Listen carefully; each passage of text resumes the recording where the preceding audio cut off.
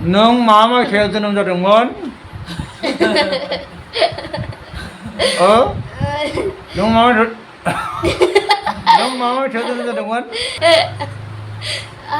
आं 13 अक्ट'बर 2018 आव जोनोम जादोंमोन। आं नोंनि मा जायो? आफा जायो। आंनि मुङा मा? जोंदाव बसुमतारी। आंनि सेराव जनाय बै गोमो गाबनि ब्लाउस गाननाय आइजोआ सोर? बिबा। नोंनि मा जायो बि? आइ। बिथांनि मुङा मा? सुसमिता बाग्लारि। बिनि साबेसे फिसा दं? सानैल'। सोर सोर? आं आरो टुपु। टुपुआ नोंनि मा जायो? बिनानाव। बेयो बेसेबां बैसो जाखो? 1 बोसोर जाबाय। नों मा खालामनो मोजां मोनो?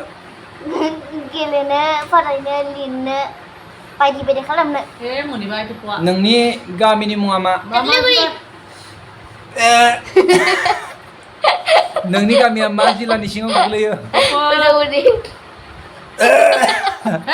खालामा सागोन मा दुस्थ' नोंनि पस्ट अफिसनि मुङा मा? लाजोंख'नि मुङा? येस। भगतपारा। भगतपारानि पिन क'डआ बेसेबां? 784190। पिननि फुल फर्मआ मा? Personal identification number. Personal identification number very good.